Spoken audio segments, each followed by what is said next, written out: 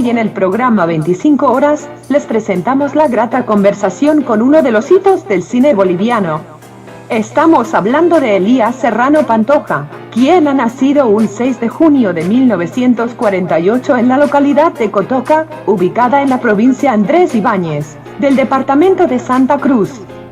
Desde 1961, y con apenas 13 años de edad, Elías Serrano se ha dedicado a la actuación, y a partir de entonces ha participado y realizado una gran cantidad de obras de teatro, largometrajes, series televisivas y cortometrajes.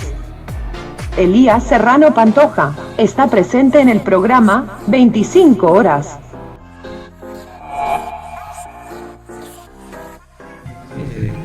Gracias, Fran, por la iniciativa.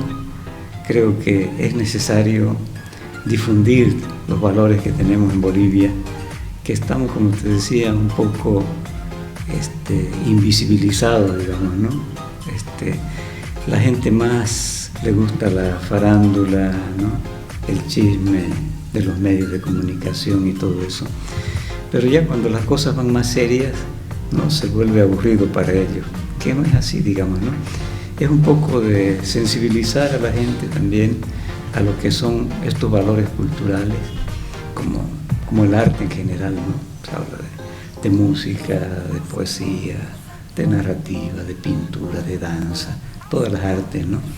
Que son lo que nos eleva el espíritu, ¿no? Lo que nos hace humanos en realidad. Yo nací aquí cerca, en Cotoca, unos 20 kilómetros acá de la ciudad de Santa Cruz, un santuario. Vivía con mis padres, que tampoco vivían en el mismo pueblo, que tendría, no sé, pues 800.000 habitantes cuando yo nací. Yo vivía en las afueras, incluso era una propiedad de mi padre, donde tenía vacas, caballos, chanchos, gallinas, ¿no? Toda la zoología doméstica, digamos, ¿no? Y bueno, también era agricultor, inicialmente mi padre, después con el tiempo se volvió apicultor, fue quizá el más grande apicultor, hablamos de los años, fines de los 50, yo era todavía un niño, exportor, me acuerdo, unos 50 turriles, 200 litros de miel a Alemania en ese tiempo, ¿no? Comenzó de la nada, llegó de la guerra del Chaco, comenzó de la nada y se fue haciendo, ¿no? Hasta llegó en algún momento a poner un cine en Cotoca en la década de los 50, ¿no? El primer cine que se puso allá, y bueno, yo niño todavía miraba películas mexicanas, ¿no? La Barca de Oro, todas esas cosas. Un poco esa fue, ¿no? Mi infancia, escuela, estar en los caballos, ordeñar vacas, ¿no? Todo eso, con muchas cosas que ahora extrañaríamos, ¿no? Por ejemplo, no teníamos agua potable, no teníamos electricidad. Mi padre, no sé si fue uno de los primeros que tuvo una radio en Cotoca, ¿no?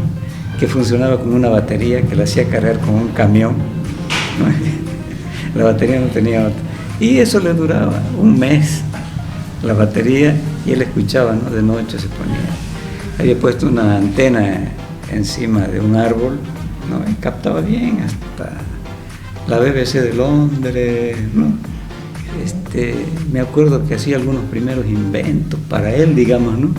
Por ejemplo, me acuerdo que hizo un taladro de piedra con una manija de madera para afilar, porque era muy aburrido afilarlo frotando en una piedra. Entonces hizo un esmeril manual, ¿no? Entonces un peón daba la vuelta y el otro afilaba, ¿no? Era una escuelita muy humilde, ¿no? Una escuelita que eran unas piezas que cuando llovía nos entraba agua porque las ventanas no tenían vidrio, había agujeros en el techo, entonces había que ir arrinconándose cuando llovía, ¿no? Pero así, digamos, casi metida en el monte, ¿no? La escuelita, en el margen, en la orillita, digamos, del pueblo, ahí estaba esta escuelita. Al principio se estudiaba hasta tercero de primaria porque no había nada. Después ya hicieron hasta sexto de primaria. Lorenzo Suárez de Figueroa. Pero en ese tiempo era así, ¿no? Yo no tenía que caminar, yo caminaba como 1 kilómetro todos los días para llegar hasta la escuela. Yo llegué hasta quinto y por esas cosas raras de la vida, yo era monaguillo en Cotoca, ¿no? Ahí del santuario. Y un día va un padre salesiano, Don Bosco, a predicar la novena, porque predicaban la novena, y toda la gente se iba en carretones de acá y se quedaba prácticamente los 9 días hasta la fiesta del 8 de diciembre. Y este sacerdote italiano, Gennaro Giudice, que ya es fallecido, yo estaba ahí de monaguillo y me dice, ¿no te gustaría ser sacerdote? Sí, ¿no? Yo veía que los sacerdotes tenían su jeepcito, ¿no? Se vestían bien, no con zapatos, no con abarcas como yo. Claro, me vas a llamar a tu padre mañana. Entonces fue mi padre. El padre dice, si él quiere, bueno. Pero mi madre dice, no, pues muy niño, como de 10 años lo vamos a mandar, ¿no? Iba a cumplir 11. ¿Y qué? Me pregunta, ¿vos querés ir? Claro, quiero. Bueno, hizo unas cartas, fines de diciembre del 59. Yo venía, había llovido, tiempo de lluvia, no había cómo llegar desde Cotoca hasta acá. Entonces mi padre me designa un peón, mi maletita de esas de madera todavía, en 2 caballos, saliendo a las 4 de la mañana, porque la flota Galgo, que era la única que había ese tiempo, salía a las 7 de la mañana, entonces teníamos que venir 4 de la mañana en caballo. Entonces llegué a la flota, solito, de ahí me fui. Me tenía que esperar a alguien en Cochabamba, pero no conocía Cochabamba. Uno llega a Cochabamba y claro, impresionado por las luces, por el pavimento en la calle. Acá no había 1 metro de pavimento, ¿no? Entonces qué impresionado de las luces, todo eso bonito, ¿no? Y me estaba esperando este hombre con su bicicleta, ¿no? Puso la bicicleta, puso el seminario, era por ahí cerca. Pero tampoco ese no era mi seminario, ¿no? Tenían que mandarme a La Paz. Entonces me mandaron a La Paz. Y allá estudié toda la secundaria, siempre con el padre salesiano como seminarista menor, ¿no? Después me mandaron a Lima a estudiar los estudios superiores, digamos, ¿no? Filosofía, teología, todo eso. Y bueno, estuve en Lima, hice un noviciado con ellos, 1 año. Hice unos 3 años de filosofía y letras, que esa era mi especialidad, digamos, ¿no? Filosofía, que era obligatorio, pero uno tenía que elegir una carrera más, que era literatura. Y ya le voy a contar por qué me metí a literatura, porque también es otra historia. Bueno, después me vine acá porque me retiré. Uno llega a descubrir que, bueno, eran entusiasmos de niño y después uno ve que no es lo que uno quiere ser en la vida, ¿no?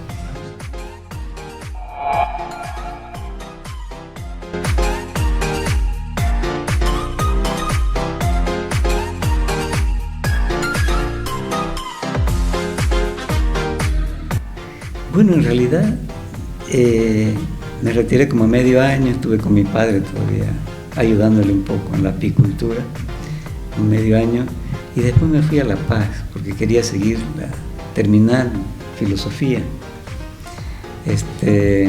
No se dieron las cosas, no conseguía un trabajo, entonces tuve que volverme acá. Y acá entré a la universidad a estudiar auditoría. Yo empecé a trabajar, a mis 21 años empecé a trabajar en una empresa que fabricaba clavos y alambre, ¿no? Alambre con púa, se llamaba Querinaba. Y el dueño era un israelita, bueno, el gerente, y un día me lleva en su camioneta, él me trae porque iba a la universidad en ese tiempo. Me dice, ¿qué estudiaste? Filosofía y letras. Bueno, me dice, la filosofía nadie sabe qué es, me dice, ¿no? Y las letras pues son A, B, C. En cambio me dice, las matemáticas son $1, $2, $3. Eso tenés que estudiar. Bueno, y así empecé, llegué hasta tercero, trabajé como contador varios años, unos 10, 15 años, que me fue muy bien además. Era un reto para mí, digamos, ¿no? Estudiar una cosa que a uno no le gusta, digamos, no es compatible. pero definitivamente uno ve que no es tan difícil, que no es imposible, que uno lo puede lograr. Y trabajé, como decía, muchos años, ¿no?, de contador. Terminé siendo administrador de una empresa petrolera a mis 25 años, una empresa grande, ¿no?, que hacía el mantenimiento de la senda del gasoducto entre Colpa y Yacuiba, un montón de maquinaria, trabajadores. Yo, chango, como dicen, ¿no?, joven, todavía muy joven pero bueno, me las batía. No, porque estaba estudiando en la universidad y de esas cosas que le pasan a uno. Se embarazó una compañera y me la achacó a mí. Bueno, nos casamos, me retiré de la universidad, seguí un tiempo trabajando en la empresa todavía. Ya mi esposa de ese tiempo ya dio a luz también. Y bueno, empezó otra vida diferente, ¿no? Y volví a la literatura y volví al teatro.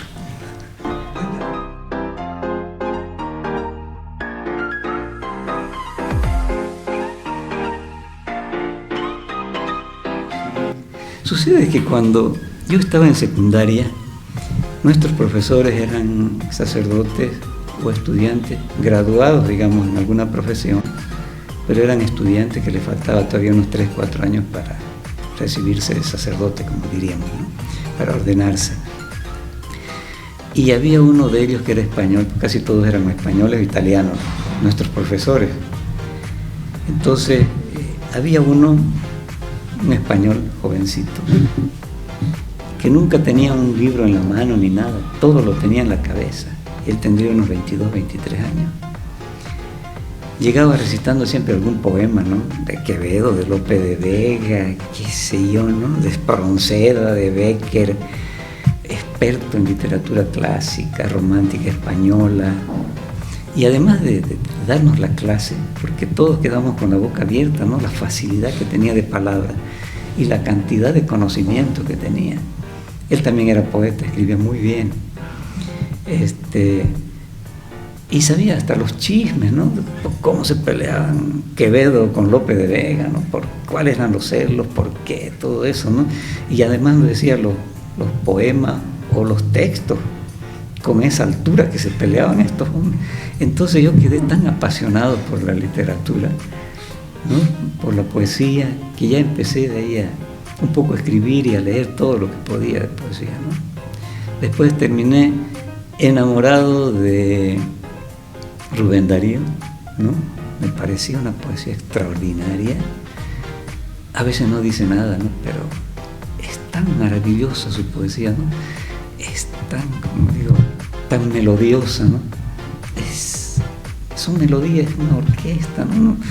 Escucha eso cuando dice esos juegos de letras: alza su tirso de rosas la musa bajo el gran sol de la eterna armonía. Es bellísimo, no dice nada, ni importa. La música tampoco no dice nada, pero nos emociona. Entonces yo leía y bueno, un poco empecé a producir algo así, digamos, intentaba, pues no, imposible imitarlo. Entonces comenzó un poco con el modernismo, ¿no? Pero la base me la dio que después se retiró también, él tampoco no llegó a ser sacerdote, se volvió a España. Y de ahí me quedó eso, ¿no?, de seguir escribiendo. Llegué después a publicar mi primer libro de poesía, del que estoy honestamente arrepentido. No, porque eran como expresiones juveniles, ¿no?, emotivas, todo eso, pero de poesía no tenía nada, ¿no? Y después nos empezamos a reunir con Lucho Andrade, con otra gente, ¿no? Empezamos a leer y a Octavio Paz, ¿no?, toda la poesía nueva, además de la poesía. Nos reuníamos una vez por semana, cada uno leía sus trabajos, porque éramos unos 4 o 5, ¿no? Entonces era interesante, ¿no? Ahí empezó a cambiar mi visión ya de la poesía. Ya publiqué un segundo libro que se llamaba Caminos de Niebla, que hice 500 ejemplares, me quedaron 400, que se comieron los turistas después. Pero creo que es un libro muy interesante eso, ¿no? Creo que no mucha gente lo entendía, pero estuvo nomás su impacto. Estamos hablando del año 79, por ahí. Una evolución en su poesía, digamos. Sí, totalmente, ¿no? Después publiqué un tercer libro que se llamaba Cuerpos Encendidos, ¿no? Una mezcla un poco de todo, un cuarto libro pequeñito de bolsillo que se llamaba Reversos, que fue muy polémico porque en la portada tenía una mujer desnuda de espalda, digamos, ¿no? Y el comité cívico tenía que haberlo presentado en los salones del comité cívico de Santa Cruz. Me prohibieron presentarlo por nada más que hay una espalda desnuda en la portada, ¿no? Las cosas, pues las limitaciones que tenemos todavía acá. Esto era ya como el 83, 84, por ahí. La época también, ¿no? Sí, entonces se armó todo un revuelo porque había un amigo de la televisión que tenía un programa diario. Yo le conté, ¿no? Hizo un escándalo, ¿no? El presidente del comité cívico de ese tiempo no sabía dónde meterse. Bueno, lo presenté en la Casa de la Cultura después. Un librito pequeñito que se lee en unos 10 minutos, digamos, ¿no? Que son poemas brevísimos, ¿no? Por decir, había uno que decía: te pido perdón, hijo, por haberte traído a este mundo y no haberte dotado de garras, ¿no? Y qué sé yo, ¿no? Dios te salve María, porque este mundo al parecer no hay quien lo salve. Cositas así de todo tipo, ¿no? Pequeños, ¿no? Y tuvo mucha salida. Llegué a vender como 80 libros en la presentación solamente, ¿no? Valía 5 pesos, ¿no? Como 80 libros, ¿no? Salí dolorido de la mano de tanto dedicarlo, ¿no?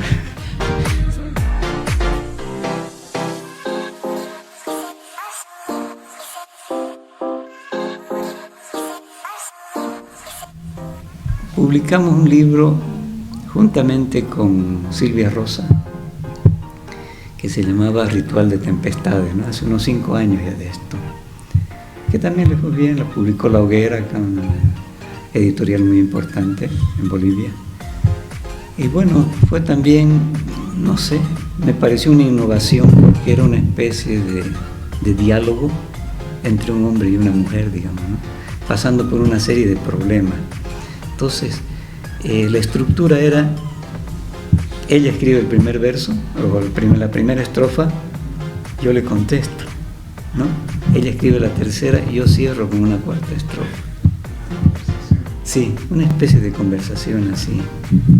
Pero salió bien interesante, porque y lo hacíamos por internet ya, ¿no? Yo me mandaba, ¿no? La primera estrofa yo le contestaba y así todo por internet. Así fue, hicimos unos 150 poemas, sacamos unos 50 los menos agradables y dejamos los otros, ¿no? Que tenía también su toquecito de erotismo, ¿no? Toda una serie de lo que implica una relación entre un hombre y una mujer, digamos, ¿no?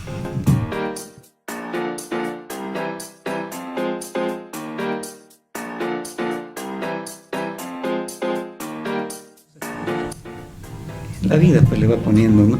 Yo estaba estudiando en ese seminario, tenía unos 13 años, y viene un cura que era el director del grupo de teatro del colegio, y me dice: te vamos a probar para ver si das para hacer teatro, ¿no? Como actor. Yo era medio payaso, hacía reír a los compañeros. Entonces me hizo lo que diríamos ahora un casting, digamos, ¿no? Entonces era una prueba nomás. Y sí, vas a entrar al grupo. Y presentamos una obra ese mismo año, porque era que se llamaba Villa Paraíso. Era una comedia, de lo que me recuerdo hasta ahora, porque fue la primera, ¿no? Dicen las mujeres que la primera vez nunca se olvida. Entonces, el Villa Paraíso eran 5 tipos parados en la puerta de un baño porque habían tomado por equivocación un laxante. Entonces, se imagina, ¿no? El humor que daba todo eso. Y duraba 1 hora, digamos, ¿no? Y era risa todo el tiempo. Entonces quedé tan aficionado además el cariño de los compañeros, ¿no? Uno comienza a ser un ídolo entre los compañeros. porque no todos lo pueden hacer, dicen, pues no. Entonces, eso más me ayudó, digamos, a seguir. Entonces, cada año presentábamos 1 o 2 obras, pero además hacíamos zarzuelas españolas, operetas italianas que las traducíamos. Teníamos una orquesta en el colegio, ¿no?, de los propios alumnos. Era toda una escuela de Claro, prácticamente. era, y muy estricto además, ¿no? Claro. Muy estricto. Levantarse en La Paz a las 5:30 de la mañana, hacer gimnasia hasta las 6, ¿no? Afuera, en un patio de cemento frío, revolcarse y hacer ejercicio, ¿no?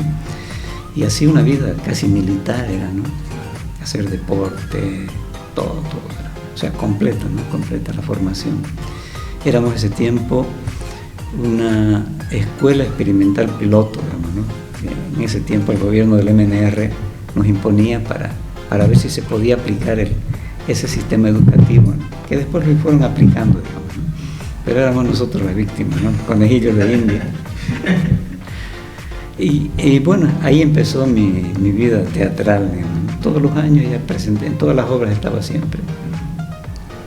Y cuando fui a Lima también seguía allá, venía un experto en teatro, ¿no?, de la Escuela de Arte Dramático de Lima, que ya nos preparaba ya un poco más técnico, digamos, ¿no?, ya más elevado, ¿no? Como el curita que era muy inteligente, está vivo, tiene 94 años, está en Montero.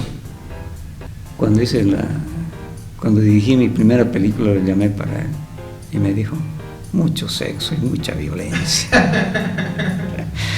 Está vivo y es un ídolo en Montero, La Floresta, que es un barrio donde él llegó. Empezó a hacer una serie de obras, conseguir financiamiento, un poco como el padre castellano de acá. Empezó a hacer 2 templos grandes, colegios, kinder, asilo para ancianos, para huérfanos, para amas de casa. No, increíble la cantidad. Llegó un momento en que los superiores le dijeron: bueno, vaya a descansar, váyase a Italia por unos 3 años a descansar con su familia. Y le avisaron a la población, al barrio, se declararon en huelga de hambre, no lo dejaron salir nunca. Y le dijeron, bueno, se va a ir un mes a Italia y va a volver. Si no vuelve, paralizamos Montero, digamos, ¿no? Ese era el que me hizo subir por primera vez a un teatro. Siempre lo visitamos además, ¿no?, que sigue en Montero. Ya pues está bastante, tiene muchos años ya.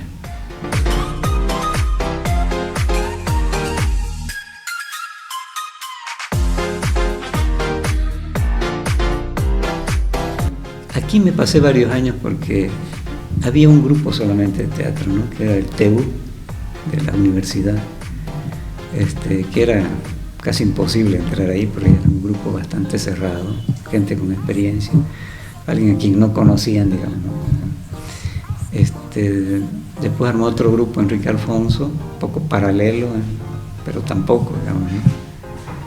Hasta que un amigo que había trabajado en el TEU y había trabajado con Enrique Alfonso me dice: yo quiero hacer una obra, una comedia, se llama El Conde de la Máquina Vieja. Era una mezcla de terror y humor, ¿no?, que desconocido para Santa Cruz, ¿no? Y con una gente tan inocente todavía. Recuerdo que presentamos en un local que se llamaba el Mau Mau, que era un galpón enorme. Presentábamos obras con 1.500, 2.000 personas, digamos, ¿no?, que no se ha vuelto a repetir. Enrique Alfonso, que también hacía teatro, también hacía lo mismo, 2.000, 2.500, ¿no? Él era más conocido, hacía obras costumbristas. Y nosotros hicimos esta obra y en algún momento entraba por atrás de donde estaban las sillas, digamos, porque era con sillas, un escenario altísimo, y tenía micrófonos colgando porque no había otra forma de hacerse escuchar. Y entra por atrás un actor que medía unos 2 metros, enorme así, vestido de hombre lobo, y una chiquita que era de 14 años, la actriz, venía gritando, y por atrás el hombre lobo gritando, y la gente se salió y se escapó hasta la calle, de susto. Tuvimos que parar la obra y llamar a la gente y decirle: no, esto es parte de la obra.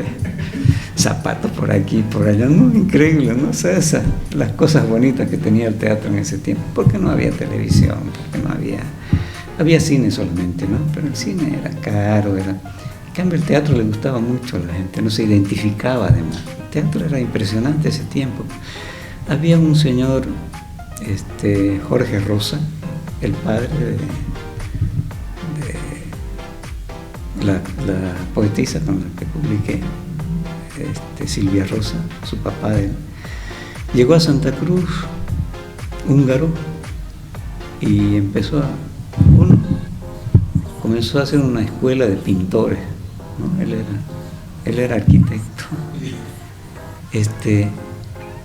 Y los grandes pintores mayores que tenemos, y algunos ya han muerto, Marcelo Callaú, Tito Curamoto, que está vivo, ¿quién más? Pedraza, Marcelo Callaú, ¿no? Herminio Pedraza, todos los grandes pintores fueron sus alumnos, y cambió esta pintura que era la costumbrista tradicional, ¿no? De Armando Jordán, que hacía escenas costumbristas, ¿no? Del medio, cómo era el carnaval, cómo era la procesión a Cotoca, todo eso, ¿no? A partir de ahí empezó a cambiar la pintura. Pero no solo cambió la pintura con este hombre, cambió el teatro. Dice, no, ustedes están haciendo teatro costumbrista, ya no se usa. Entonces, escribió una obra que se llamaba Hambre, ¿no? Que después la publicó su hija, Silvia, un libro con todas sus obras. Y era interesante porque la historia era en un cementerio después de una guerra atómica, ¿no? Que la gente no podía salir del cementerio, el cementerio estaba como blindado a los daños que les podía causar la bomba atómica, digamos, ¿no? Entonces, estaban en un cementerio y toda la obra se realiza en un cementerio. Y estaban el terror de todo esto y entra por atrás un actor que grita, paren la obra, se ha declarado la Tercera Guerra Mundial. Y todos salieron corriendo, saltando por encima de las butacas, por aquí era en el centro, aquí en el Paraninfo Universitario. Y igual dejaban carteras, zapatos, todo bien. Y otra vez la gente a llamarlo, no es parte de la obra. Esa inocencia no era tan característica de este pueblo, ¿no? También eran, ¿cuántos? 100.000, 200.000 habitantes, no sé cuánto. Entonces, al final logramos hacer nuestra obra nosotros, con de la Máquina Vieja. Nos fue muy bien, la llevamos por las provincias, y de ahí empezamos a organizar el grupo, ya hicimos un grupo propio, seguimos haciendo teatro, Alejandro Casona, clásico, ¿no?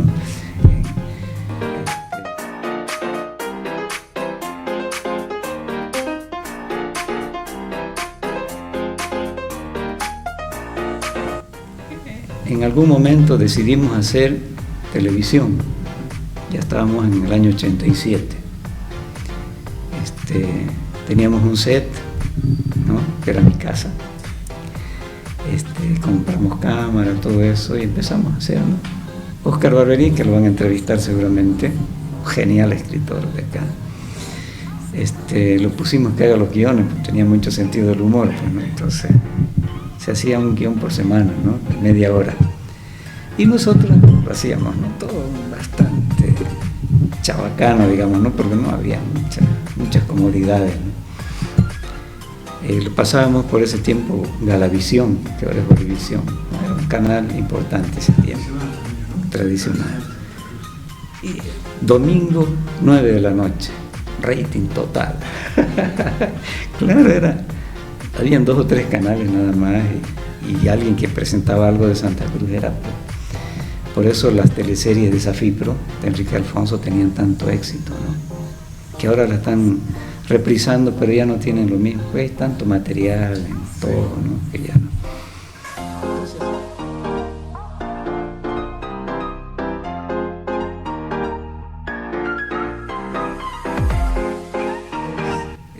Unos amigos nos llamaron, queremos hacer una película sobre la vida de Andrés Ibáñez, esto ya era el año 89.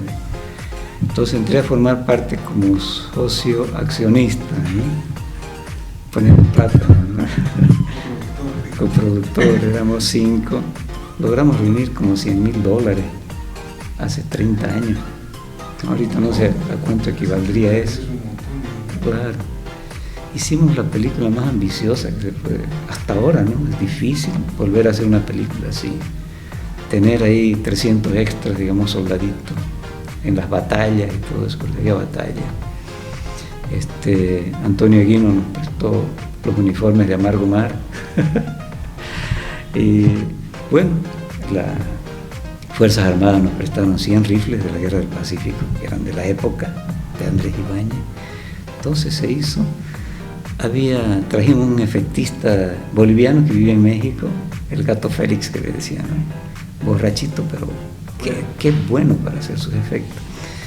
Ya vamos a subir la película a YouTube para que la puedan ver, es una película espectacular. Hemos logrado hacer una restauración en España y está de muy buena calidad. Le hemos hecho el año pasado un reestreno, cumpliendo los 30 años de rodaje. Y ahora la vamos a subir a YouTube para que todos tengan la posibilidad de verlo. Un personaje apasionante, ¿no? Apasionante totalmente, Andrés Ibáñez. Ahí empezamos con eso, ¿no? Yo hacía de actor y de productor ejecutivo, ¿no? Aunque no entendía nada de lo que era un productor ejecutivo. Pero Juan Miranda, que era el director, nos iba orientando a todos. Así fue como comencé a hacer cine. Ahí me choqué con un problema, que los actores de teatro pues son exagerados, digamos, ¿no? En sus gestos, porque tiene que verlo el que está en primera fila a 2 metros como el que está a 40 metros, no tiene que escucharlo y verlo, entonces los movimientos son amplios. En el cine no, de repente una bajada de pestañas, la pantalla son 12 metros de pestañas, digamos, ¿no? Entonces no se puede hacer grandes movimientos. Pero felizmente el director nos fue domesticando, nos fue frenando, digamos, ese entusiasmo actoral. Y creo que ha salido un buen producto.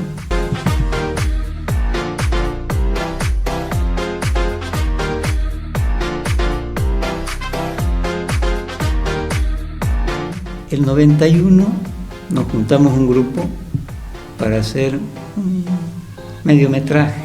En realidad era casi un largometraje, tenía casi 60 minutos. Sobre un cuento de un amigo nuestro, Tito Escalpontriz, una historia triste.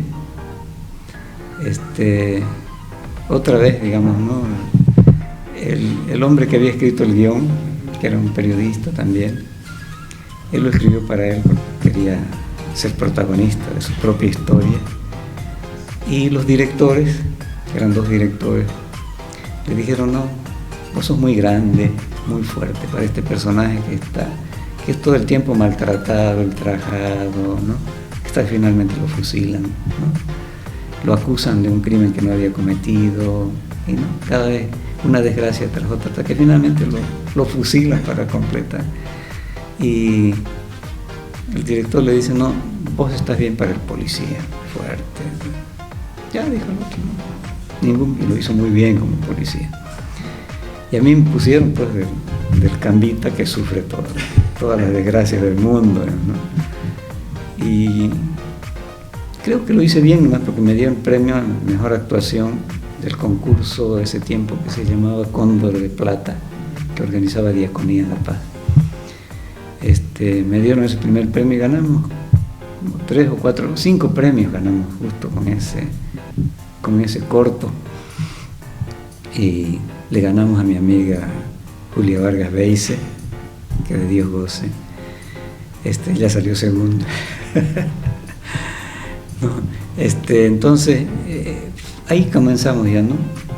Hugo Ara, que era el organizador del festival, me dice: voy a hacer una película en Potosí, El último realista. Entonces me dio el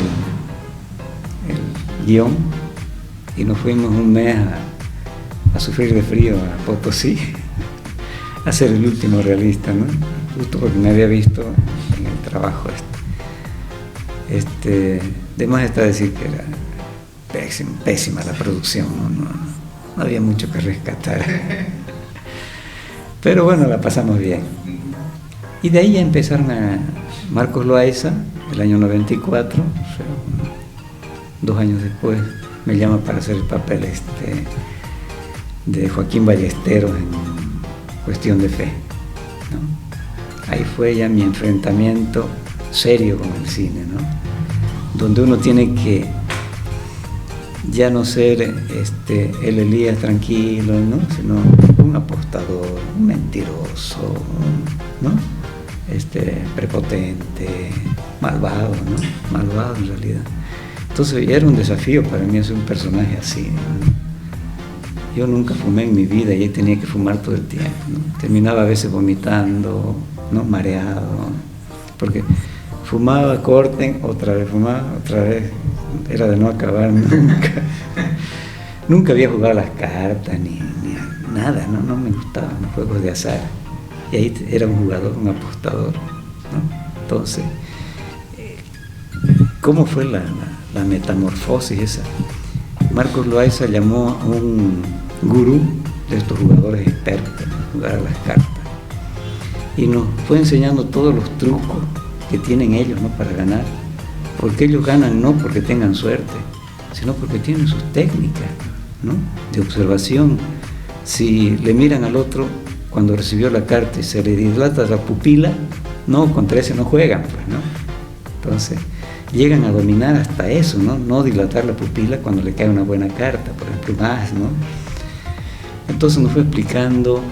Me pasé una semana, 8 horas jugando con las cartas, tenía adormecido, maculcado los dedos, para que no se note que es falso, digamos, ¿no? que estoy agarrando las cartas por primera vez. Entonces tenía que ser fluido, ¿no?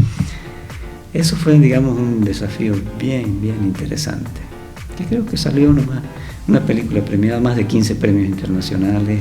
Me decía Marcos que creo que del cine latinoamericano estaba en el puesto 85 de las 100 mejores películas latinoamericanas y en el puesto 86 La Nación Clandestina de Jorge Sanginés. Las únicas 2 películas que estaban en ese ranking, digamos. Claro, la ignorancia de uno hace que no le tenga miedo, digamos, ¿no? El que nada sabe, nada teme, pues, ¿no?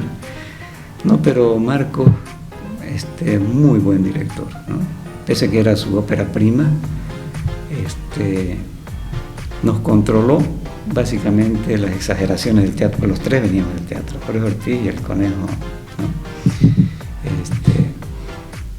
Y nos fue parando, a hablar plano, no moverse casi, no exagerar nada.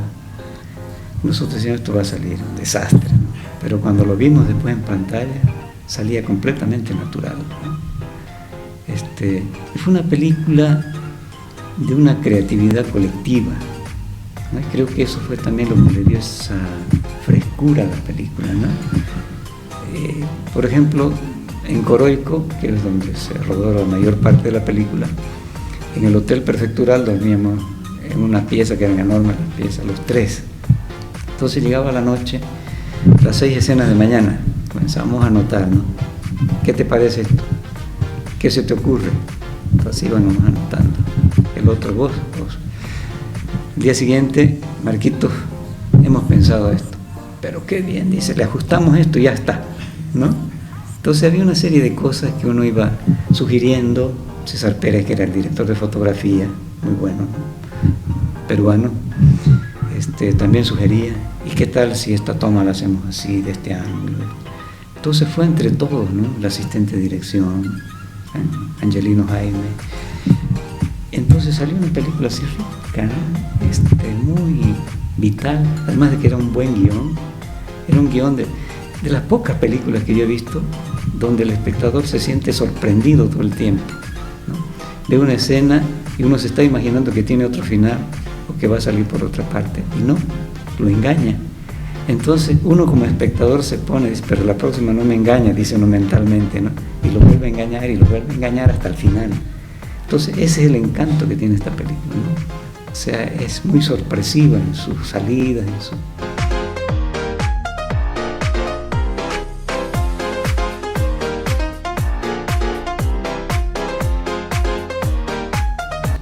no esperábamos que tenga ese éxito, digamos, ¿no? Porque en ese mismo tiempo, en ese mismo año, también se había rodado Jonás y la ballena rosada, aquí en Santa Cruz, ¿no? Con Carlos Mesa, que era el productor ejecutivo, ¿no? El que conseguía los quintos, pues, ¿no? La plata. Entonces había como una lucha, digamos, ¿no? Entre a ver cuál le iba mejor de las dos. Qué sé yo, la inversión de Jonás y la ballena rosada era, pues, no sé, más de $1 millón, ¿no? Estamos hablando del 94, contra, qué sé yo, 300.000 de Marquitos Loaiza, digamos, ¿no? Arañando de todos lados. Entonces, las dos tuvieron mucho éxito. No sé si creo que Jonás tuvo un poco más de público, ¿no? Tuvo más campaña también, pero los premios que recibió Cuestión de Fe creo que es de lo más halagador que hemos tenido, ¿no? En el cine boliviano.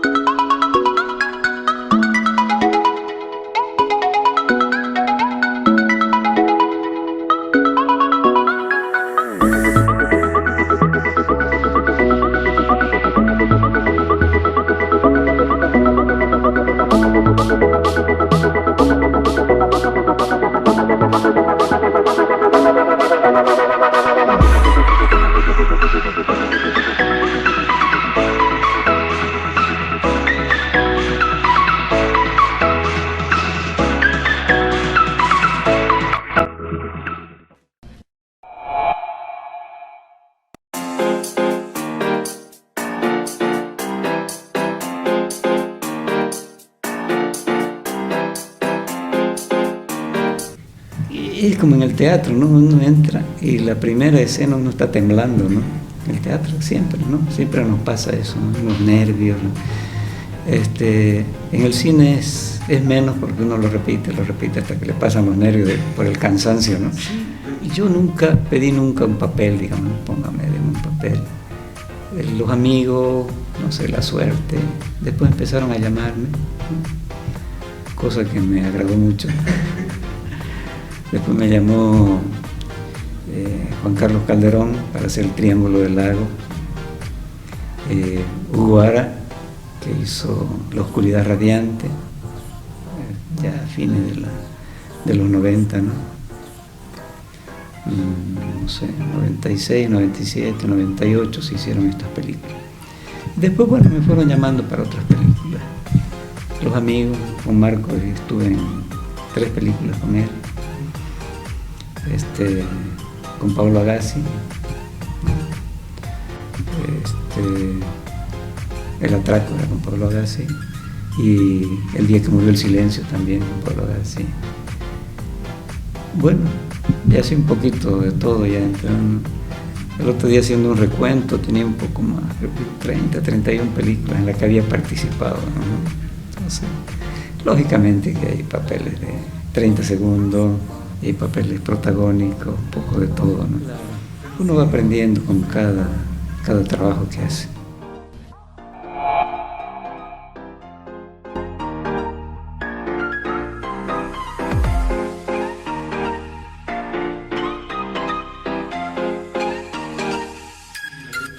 Cuestión de Fe fue la más difícil para mí.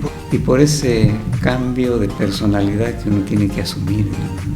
Y convencer que el público lo vea, que realmente es un malvado, ¿no? Sin exagerar, sin gritar, sin nada, ¿no? Sino simplemente con la actuación, ¿no? Esa fue Y había gente que cuando yo salía después de las premieres y se asustaban de verme, ¿no? Como que no querían acercarse, ¿no?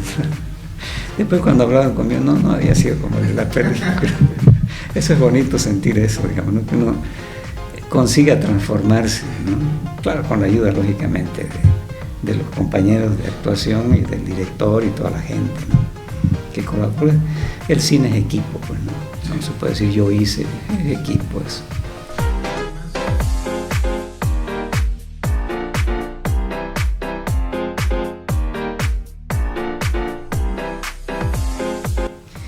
Las últimas que no se han estrenado todavía, una es Añoranzas, Está basada en un poco de los éxitos de David Castro, este cantante. Sí, se rodó en Cochabamba. Se rodó en Cochabamba esta. Con Raúl Villarroel, director, que todavía sigue en proceso de post. Eso lo hicimos el año pasado, a principios del año pasado. Después la siguiente fue Esperar en el lago, que es esta de Oki Cárdenas, ¿no? Que también está en proceso de postproducción. Es la historia de unos prisioneros que estaban en tiempo de la dictadura de Banzer en la isla de la Luna, lograron escapar, como 50 años después se vuelven a encontrar y regresan a la isla de la Luna para ver sus recuerdos, digamos, ¿no? Mientras sucede esto se van contando la historia y flashbacks, todo eso. Me pareció muy linda la historia esa, ¿no? Y una última que está dirigida por Marcos Malavia, que es el director de la Escuela de Teatro de acá, que es sobre la vida de Luis Espinal, que no en realidad su vida, ¿no? Sino la investigación de un sobrino de él, porque él era Espinal Camps, entonces viene un sobrino de apellido Camps, ¿no? A hacer una investigación a ver quién, cómo y cuándo lo asesinaron a Luis Espinal. Esa es la historia, que también me parece muy interesante. Esa es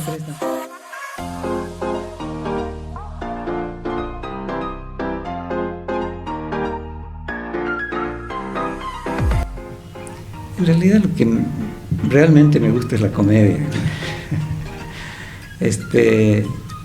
Yo también he tenido la suerte, la posibilidad de dirigir una película de esa,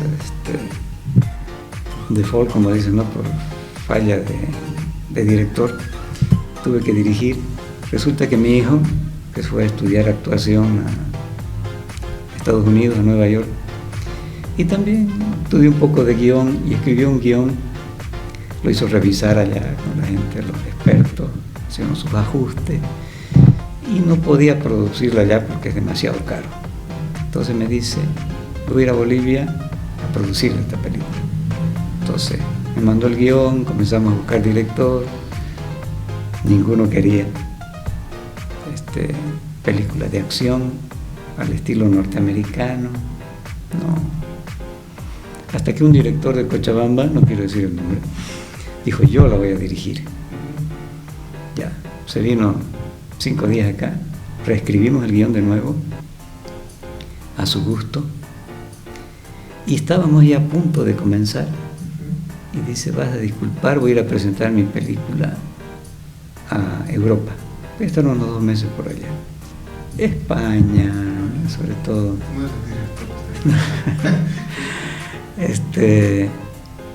Y no había más director, nadie quería. Entonces mi hijo me dice, vas a tener que dirigir vos. Nunca he dirigido, nunca tenía siquiera la intención de dirigir. Entonces me dice, entonces me busco un director de fotografía que terminaban de rodar una película en La Paz, ¿no? Tres Cruces, creo que se llamaba. Y lo llamé. Ya tenía experiencia como director de fotografía.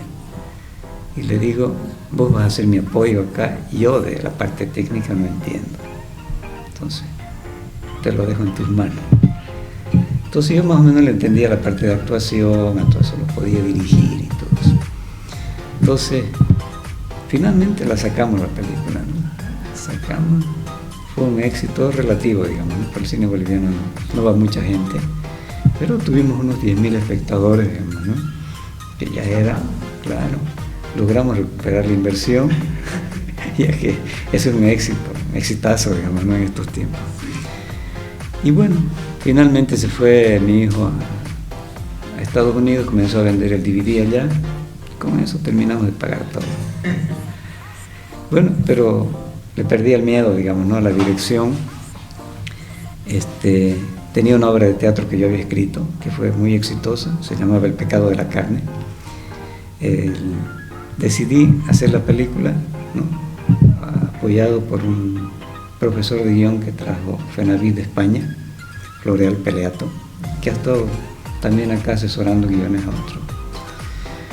Hice un taller de guión con él, duró prácticamente un año, no seguido, digamos, ¿no? Sino una primera etapa de encarar el guión, una segunda etapa le mandábamos el guión a España, de allá lo hacía pelotas, lo devolvía, y venía después de un año ya a terminarlo, ¿no? Entonces este guión decidimos hacer ya, ¿no? Que era una comedia con tinte erótico, digamos, un poquito erótico, pero de mucho humor, mucho humor. Bueno, los que lo disfrutaron fueron los piratas. Estuvo como 4 o 5 años que los vendían como locos los piratas esa película.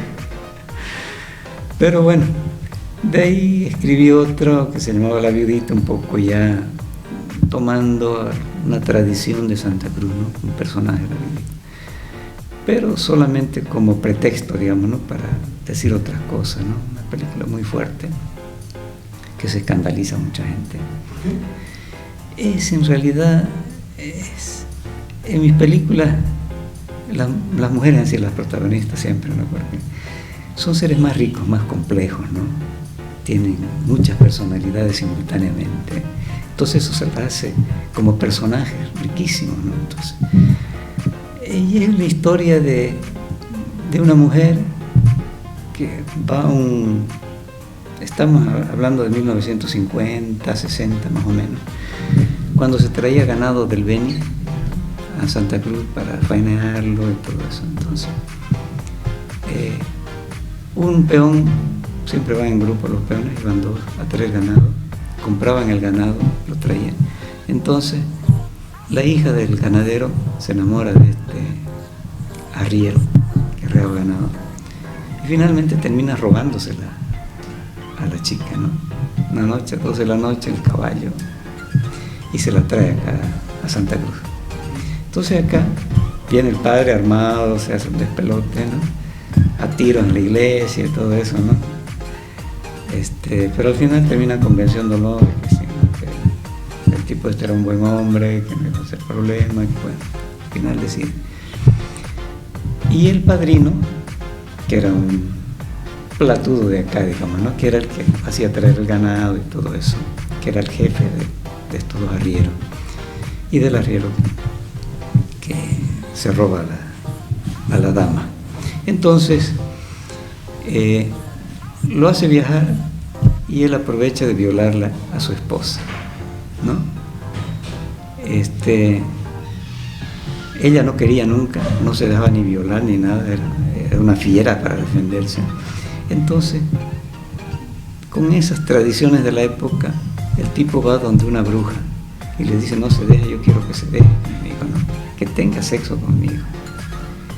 Entonces, la bruja, que era una gitana española, le dice: claro, hacemos. Pero va a tener un problema, que esta niña va a querer tener sexo con todos los hombres de este pueblo. Eso no importa, le dice, lo que yo quiero es que sea mía. Entonces va y es ella ya la que lo viola a él, digamos, no a él. Pero además comienza a tener sexo con otros hombres del pueblo, hasta que llega el marido y se entera de todo esto. Entonces se enfurece, en primer instante quiere matarla, dice: no, es una mujer preciosa, no me la voy a matar. Quiere suicidarse él, fracasa en todos sus intentos, y se va donde una bruja, criollita allá de acá, y le dice, quiere vengarse. Entonces le dice: yo tengo la receta, olvídate. Y va a ser peor, que no puedo anularle la otra que de la gitana, porque tiene un grado más alto que yo, pero el que le voy a dar va a ser. Entonces no se sabe cuál es el castigo que le da, digamos, ¿no? a la mujer esta por infiel, ¿no? Pero después se sabe, ¿no? Cuando comienza, y el castigo era de que ella se tenía que alimentar de ahí en adelante con genitales de hombres. Entonces la cosa se vuelve muy dura, ¿no? Ya es una venganza. Comienza con el patrón de su marido que se había suicidado ya, y de ahí con todos los del pueblo. Entonces comienza el terror en el pueblo de la viudita, ¿no? La viuda que se le había muerto el marido, y comienza ya a huir la gente, a tener miedo, porque hombre que encontraba lo castraba, digamos, ¿no? Entonces es un poco la historia, ¿no? Pero tenía una parte salvable, digamos, ¿no? Dice, si en algún momento ella encuentra un hombre que la ame y que sea capaz de morir por ella, el embrujo iba a desaparecer. Entonces esa es más o menos la historia, ¿no? El tema es de que ella muere y resucita, digo, no resucita, sino aparece la viudita, porque la viudita es un personaje que no tiene cuerpo, digamos, ¿no? Asusta solamente. Aparece, se vuelve a encontrar con este hombre que alguna vez la había amado, ¿no? Y le dice, ¿has venido a salvarme? Sí. Entonces los dos se van, entran a una laguna, se abrazan, van girando hasta que se ahoga, digamos. Termina donde su amigo, compañero de aventura y todo, viene y lo saca de la laguna muerto, ¿no? Ahí acaba la historia. O sea, es durísima la historia, digamos, ¿no? Nuestro cine acá es un cine demasiado artesanal, pues, ¿no? O sea, por falta de recursos no podemos traernos un director de fotografía de Argentina, ¿no? No podemos traernos un editor de, no sé, pues, de México, ¿no? Entonces todo se va haciendo de a poquito, digamos, ¿no? Qué sé yo, $10.000 es para una película nuestra, digamos, ¿no? Lógicamente que no tenemos la calidad de la fotografía que tendrían una buena película, como las que están haciendo ahora los jóvenes, ¿no? Una buena inversión, me parece excelente. Entonces, pero dirigí 2 películas más, ¿no? La última que era La mujer de tu prójimo. Yo soñaba con hacer un western alguna vez, y hice un western, digamos, ¿no? Un western camba, digamos, ¿no? Lo nuestro nomás, pero que le fue bien. Ahora, el público no fue a vernos, muy poca gente, ¿no? Al menos la última ya, ¿no? Si fueron 1.000 personas es mucho. Porque, no sé, creo que hay un razonamiento elemental de la gente, ¿no? Yo puedo ir a ver una película de $10.000 pagando mis 40 bolivianos, o puedo ir a ver una película de $300 millones por los mismos 40 bolivianos, ¿no? Entonces, estamos en desventaja. Aunque sea nuestra, aunque sea esto, no influye. Nuestro público fluctúa, por las estadísticas que manejamos, entre los 14 y los 25 años. Eso es, digamos, el 60-70% de los que asisten al cine. Los mayores no van, compran películas piratas, qué sé yo, no. Los jóvenes sí, porque son centros comerciales donde también hay cine, digamos, ¿no? Entonces van al pirañé, como dicen acá, y aprovechan para mirar una película, ¿no?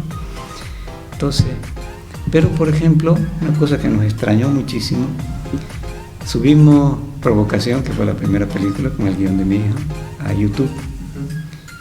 En este momento está llegando a los 11 millones de visualizaciones. Extraño, ¿no? La otra, La viudita, que acá fueron, no sé, 3.000 personas, tiene como 6,5 millones de visualizaciones en YouTube. O sea, ninguna película boliviana jamás ha llegado a tener eso, ¿no? Modestia aparte, digamos, ¿no? El pecado de la carne, que la bloquearon de entrada, esa para mayores de 18 años, o sea, para menores de 18 años, esa se quedó en 2,5 millones por ahí. ¿Más? Sí. La otra todavía no la hemos, recién la vamos a subir, ¿no?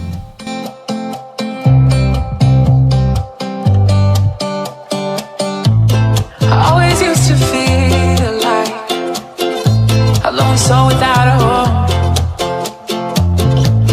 but now I've come to realize that I'm right where I belong, alone with you, alone with you, alone with you, alone with you, alone with you, alone with you, alone with you.